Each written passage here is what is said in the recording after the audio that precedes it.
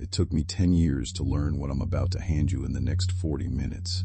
Not because the lesson itself is complicated, it isn't, but because some truths only make sense after life has already made you pay for not knowing them. Here's where we're starting from. Almost 2,000 years ago, a Roman emperor named Marcus Aurelius sat alone in a military tent on the frontier, exhausted, sick, surrounded by war, and wrote a short note to nobody but himself. Do not act as if thou wert going to live 10,000 years.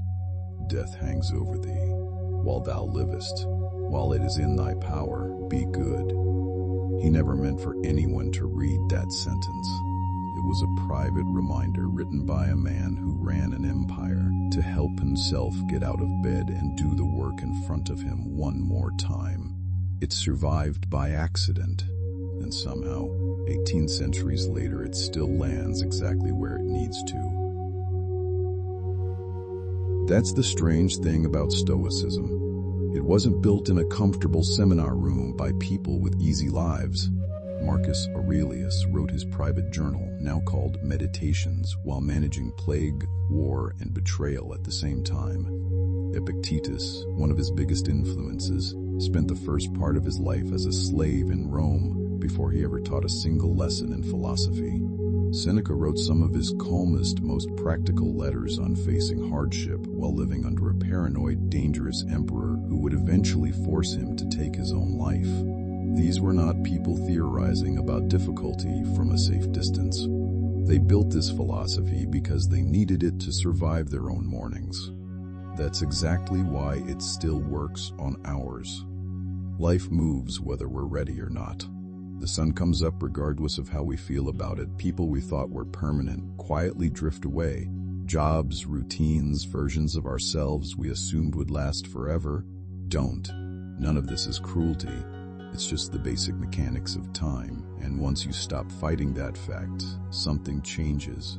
It stops feeling frightening and starts feeling like information you can actually use. Each morning is a small, repeatable decision point.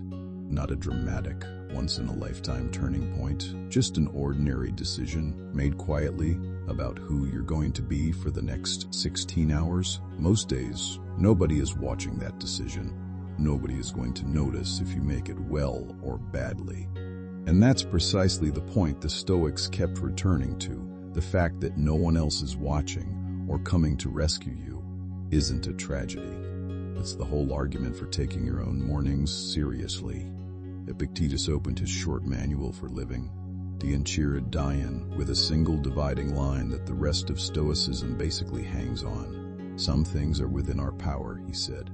Our judgments, our choices, our own actions, and some things are not. Our body, our reputation, what other people think or do. Peace of mind, in his view, comes almost entirely from sorting your daily worries into the right pile. That one distinction is going to show up again and again in the next 7 lessons because almost every piece of Stoic advice is really just that idea applied to a new situation. Here's the plan for the next 40 minutes. We're going to walk through 7 lessons, each one taken from something a Stoic philosopher actually wrote, actually lived, and actually tested against a genuinely hard life. I'm not going to hand you polished motivational one-liners stripped of context. I'll tell you where each idea came from, who wrote it, and what was happening in their life when they wrote it. Because that context is what makes the advice trustworthy instead of just catchy.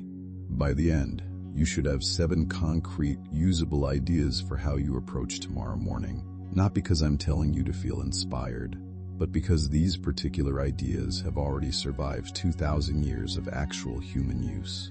Shh. Let's get into it. Lesson 1. Tom is the one thing you cannot get back. Let's start with that line from Marcus Aurelius again, because it's worth sitting with properly instead of skimming past it. Do not act as if thou wert going to live 10,000 years. Death hangs over thee, while thou livest. While it is in thy power, be good. This comes from Book 4 of Meditations, written in George Long's classic English translation. Notice what Marcus is not saying. He's not saying hustle harder or grind while you sleep. He's making a much quieter, more precise point. Most of our procrastination is powered by a hidden, false assumption that we have basically unlimited time. Nobody consciously believes they'll live 10,000 years, but we act like it constantly. I'll start next month. There's always next year. I'll fix this relationship, this habit, this project eventually. Marcus's whole point is that this quiet assumption of abundant future time is exactly what needs to be corrected, not with anxiety, but with clear-eyed honesty. Seneca made almost the identical point from a completely different angle in his essay On the Shortness of Life, written after he returned from 8 years of political exile on the island of Corsica. He didn't waste that isolation feeling sorry for himself. He used it to think seriously about how people spend their days.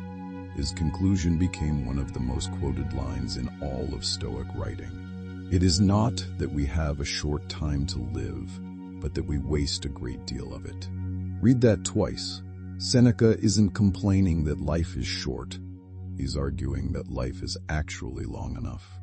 If we stop leaking it away on distraction, resentment, and other people's demands on our attention, think about how that idea lands differently than the usual life is short message you hear everywhere. Seneca isn't telling you to panic and cram more into each day. He's telling you to audit where your hours are actually going, because the shortage isn't a design flaw in life. It's a spending problem. So what does this actually look like on an ordinary Tuesday morning? It means noticing the specific ways you personally leak time, whether that's an hour of scrolling before you're even out of bed, or saying yes to obligations you don't actually value because saying no feels uncomfortable. It means treating someday as a warning sign rather than a plan, because someday, as any honest look at your own history will show you, is usually just a polite way of saying never. Marcus also has a smaller, more physical version of this practice, found earlier in the same book. He reminds himself to imagine that he might die tomorrow or the day after, and asks whether that changes what he's about to do today. This isn't meant to be morbid, it's a filter. If a task, a grudge, or a piece of procrastination wouldn't survive being looked at against the fact that your days are numbered, it usually wasn't that important to begin with.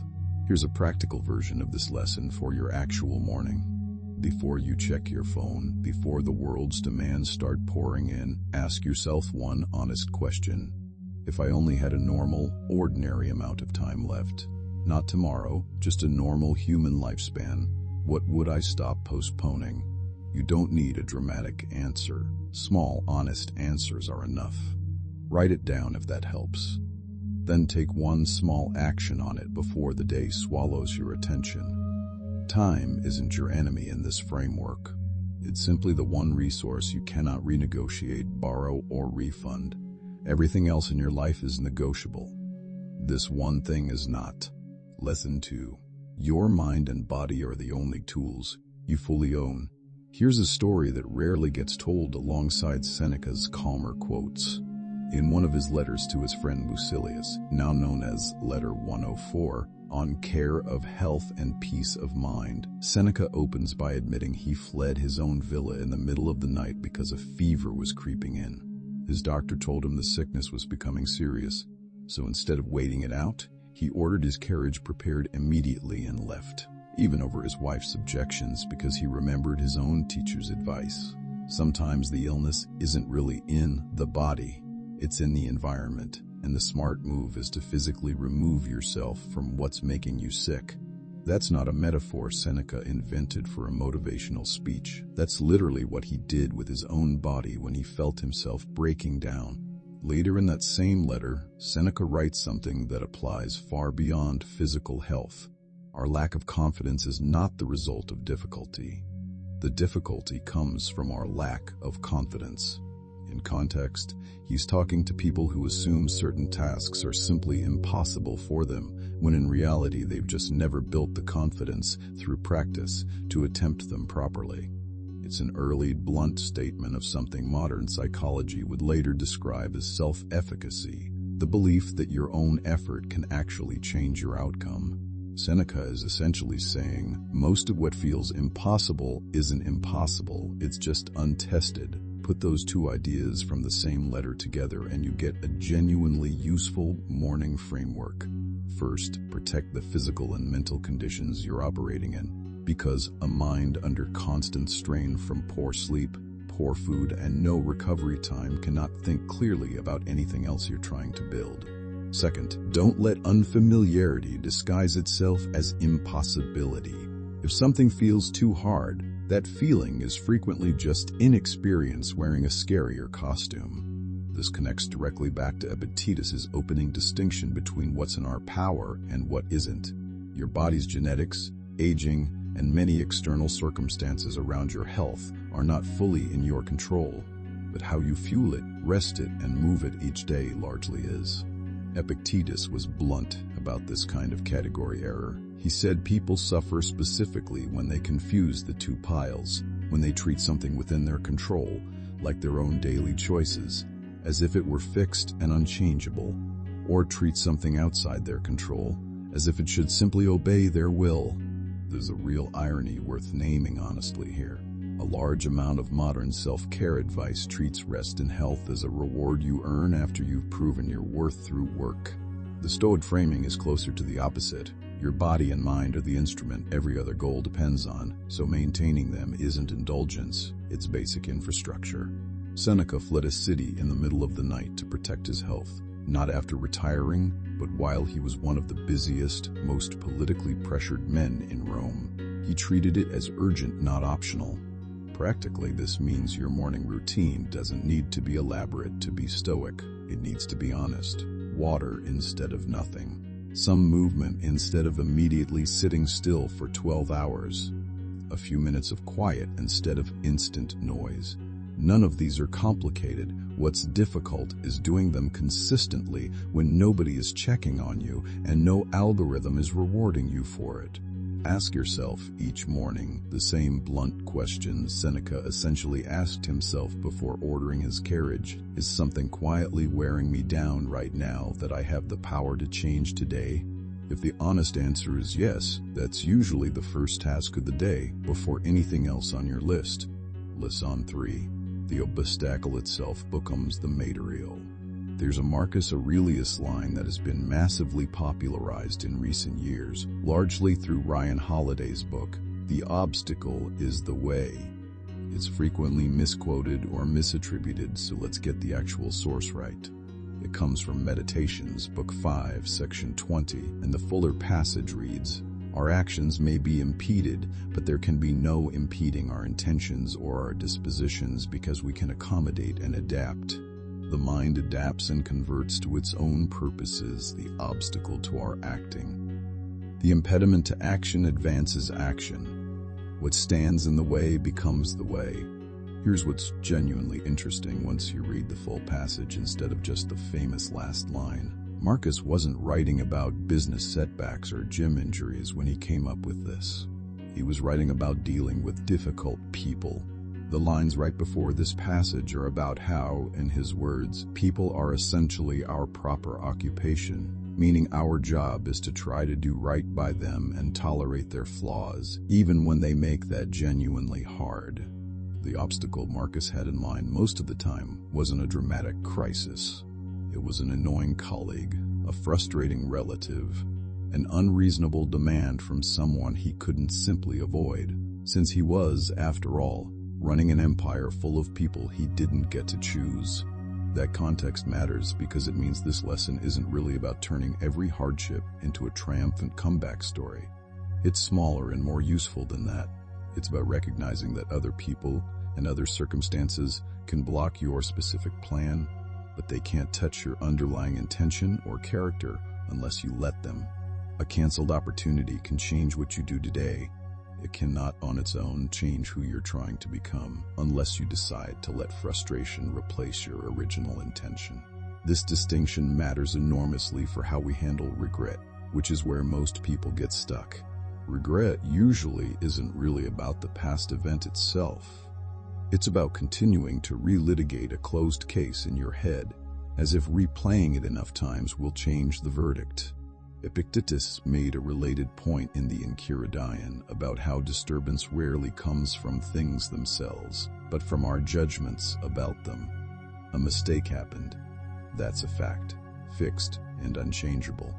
Whether it becomes useful information or a permanent weight you drag around depends entirely on the judgment you attach to it afterward, and that judgment is squarely inside Epictetus's In Our Power column. So the practical shift here isn't don't feel bad about mistakes. It's simpler and more honest. Separate the event, which you cannot edit, from the story you're currently telling yourself about the event, which you absolutely can revise. Ask a different question then. Why did this happen to me? Ask, what does this now hand me to work with? Some raw material is unpleasant.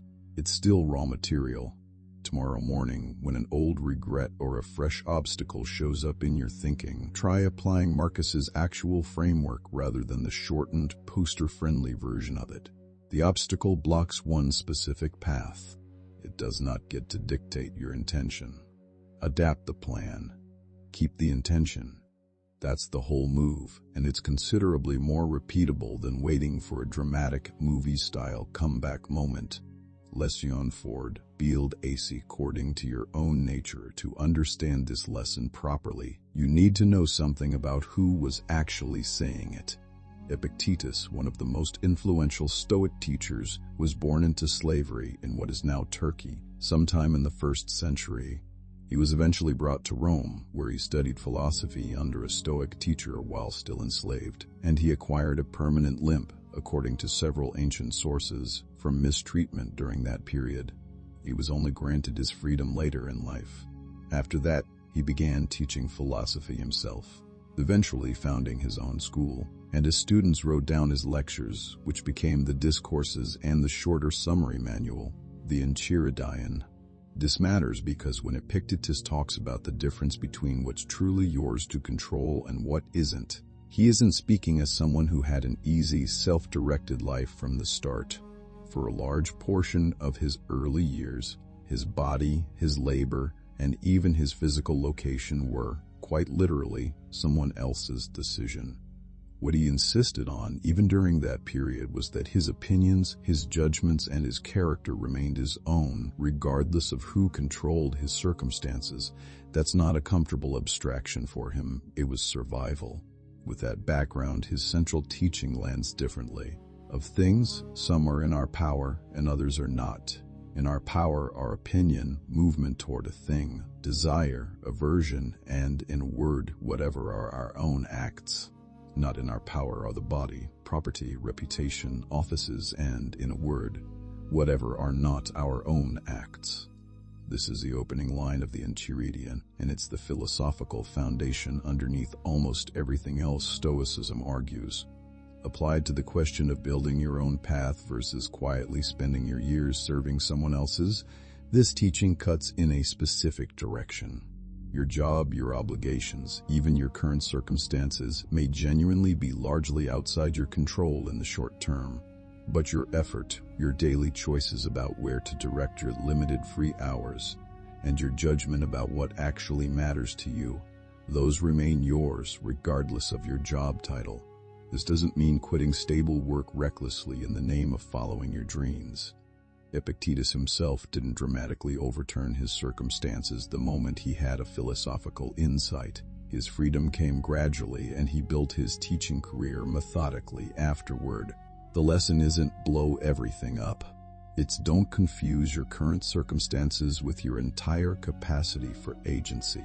Even inside a demanding job, a difficult season, or limited resources, there is almost always some sliver of your day that remains genuinely yours to direct. And Stoic philosophy insists that sliver matters more than we usually give it credit for. Practically, this looks like protecting a small, specific, repeatable piece of time, even 20 or 30 minutes, for whatever you consider your own genuine work, separate from what your job or your obligations demand of you. It's less romantic than the version of this advice that tells you to burn your current life down and chase your passion overnight. But it's also considerably more honest and considerably more sustainable, because it doesn't require you to first solve every financial or logistical problem in your life before you're allowed to begin. Ask yourself most mornings, given everything currently outside my control, what is the one thing still fully inside it? And did I use it today? Lesson 5. Restriant is a form of Frenthian Meditations, Book 6, Section 30, contains one of the more personal passages in the whole book. Marcus writes a private warning to himself. Take heed not to be transformed into a Caesar, not to be dipped in the purple dye, for it does happen. Keep yourself, therefore, simple, good, pure, grave, unaffected, the friend of justice, religious, kind, affectionate, strong for your proper work. He then spends the rest of that entry describing his adoptive father and predecessor, Antoninus Pius, holding him up as the model of exactly this kind of restraint, someone who held enormous power without letting that power visibly change who he was. Notice what Marcus is actually afraid of here: not failure, not obscurity. He's afraid of being changed, corrupted, and inflated by his own position and by other people's reactions to it. Dipped in the purple dye refers to the imperial purple robes of Roman emperors, a literal symbol of status. His fear was that visible success and visible power would slowly reshape his character into something showier and less genuine than what he actually valued. This is a much older, more grounded version of the modern advice to work in silence. It's not really about secrecy for strategic advantage. It's about protecting your character from the distorting effect of an audience. The more people are watching and reacting to something you're building, the more tempting it becomes to build for their reaction instead of for the actual goal. Marcus, running literally the largest empire in the Western world at the time, still felt the pull toward vanity and performance, and his solution wasn't to seek more praise more carefully. It was to deliberately keep describing himself in his own private notes, as simple, plain, and unaffected, as if repeating it would help make it true. There's a practical, less philosophical reason this matters too, and it's worth being honest about rather than pretending it's purely a virtue issue. Announcing a plan publicly, before it has any real substance behind it, invites other people's opinions into a stage of the process where those opinions are least useful and most disruptive. A half-formed idea is fragile. It hasn't yet developed the internal logic needed to withstand serious pushback, let alone casual offhand skepticism from someone who hasn't thought about it nearly as much as you have. This isn't a claim that everyone around you secretly wants you to fail. Most people commenting on your early stage plans aren't malicious. They're simply reacting quickly with limited information the same way anyone does. The problem is timing, not other people's character. So the practical version of this lesson isn't never tell anyone anything. It's closer to Marcus's own approach. Keep your early, unfinished efforts private enough that you can still change your mind freely and reserve your announcements for once the work itself has become sturdy enough to represent you accurately. Let the finished thing do the talking, rather than your description of the thing you intend to eventually finish. Each morning, before reaching for validation or reaction from anyone else, ask whether what you're building today is actually ready to be shown, or whether it still needs more quiet, unwatched effort first. Usually, the honest answer will tell you clearly which one it is. Lesson 6. Choose your teachers deliberately. Seneca wrote an entire letter to Lucilius specifically about this problem, titled On Choosing Our Teachers. In it, he makes an observation that still describes modern life uncomfortably well. He notices how easily people drift between plans and influences, pulled one direction by one voice and another direction by someone else, never settling long enough on any single guiding influence to actually benefit from it.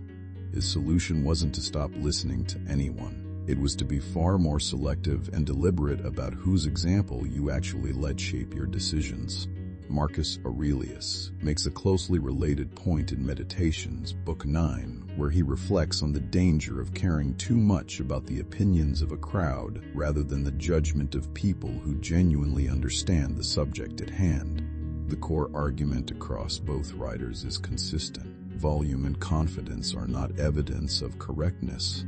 Someone can speak with total certainty about your plans, your relationship, your career, or your health without possessing any actual expertise or lived success in that specific area.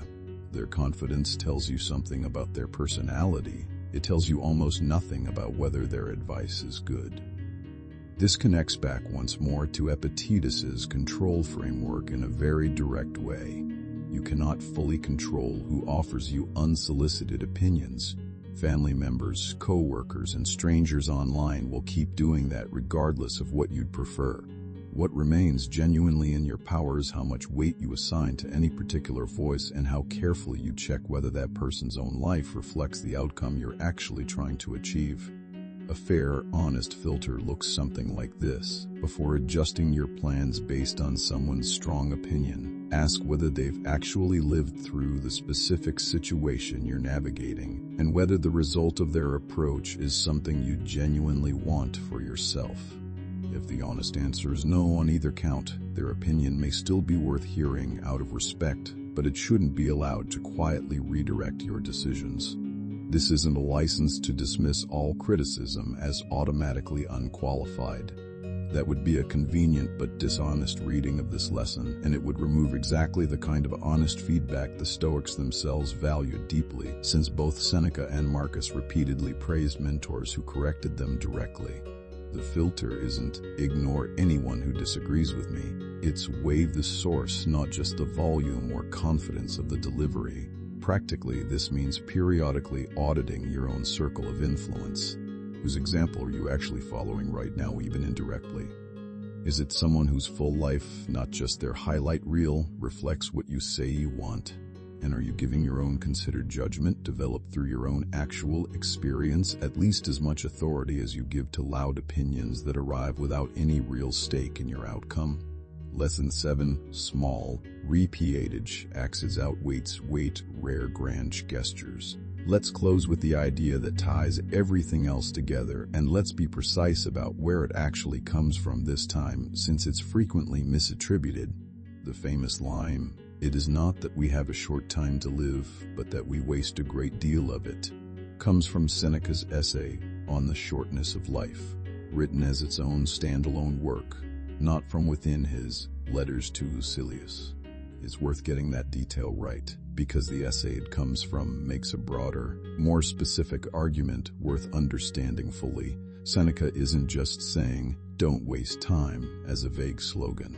He's specifically criticizing the pattern of postponing real, meaningful living until some future milestone, retirement, a certain income, a certain age, while spending the actual present entirely on other people's demands and obligations. Pair that with Seneca's other, more procedural observation from Letter 104, the one we touched on earlier. Difficulty and lack of confidence tend to reinforce each other, and the only real way to break that cycle is through repeated, direct experience rather than waiting to feel ready first. Confidence in Seneca's model isn't a precondition for starting. It's a byproduct of having already started repeatedly in small enough increments that you could actually learn something each time. This is where consistency earns its actual philosophical weight rather than just being a productivity buzzword. A single disciplined morning changes almost nothing measurable. A single lapse changes almost nothing either. What actually shapes a life, across the kind of multi-year timeline Seneca was writing about, is the accumulated pattern. The thousands of small, mostly unremarkable choices that either move slightly towards your stated values or slightly away from them, repeated so often that they eventually become who you are rather than something you occasionally do. Marcus Aurelius reinforces the same idea from a different angle in his reflections on daily duty, describing life as made up of individual, separate tasks that need to be carried through methodically, one at a time, without letting frustration at the whole scope of the project derail the specific piece directly in front of you. The Stoic emphasis was rarely on dramatic transformation.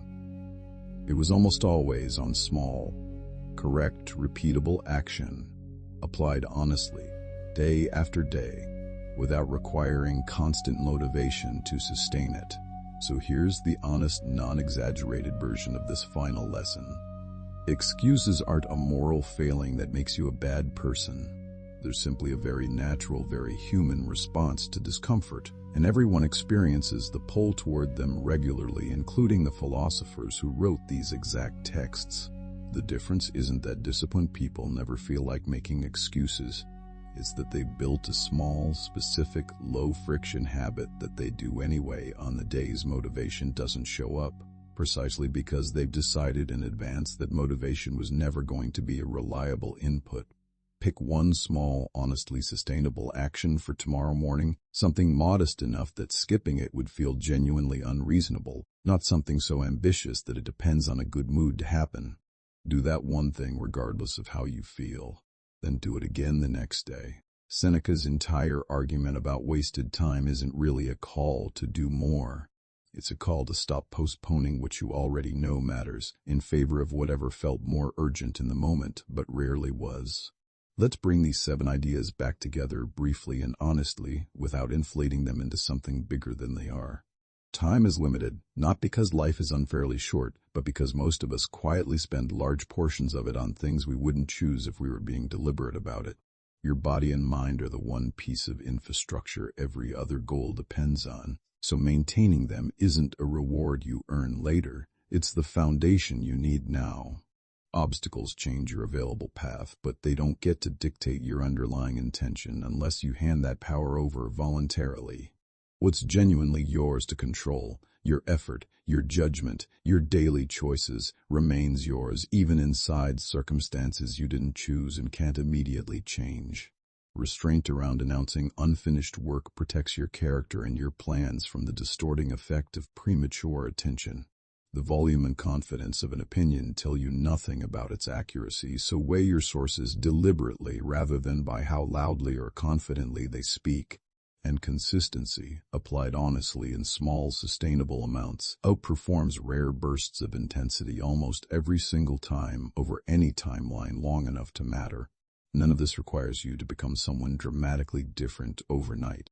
Marcus Aurelius was still writing reminders to himself about these exact same struggles late into his reign, which tells you something important. This isn't a lesson you learn once and then permanently master. It's a practice you return to repeatedly the same way he did, in a private notebook nobody was ever supposed to read. Tomorrow morning, you don't need all 7 of these ideas working perfectly at once. Pick the one that felt most relevant to whatever you're actually dealing with right now, and apply just that one honestly before the day gets away from you. That's genuinely it. Not motivation, not a dramatic reinvention, just one honest, repeatable choice, made deliberately the way it's been made by people navigating far harder circumstances than most of us will ever face for roughly 2,000 years.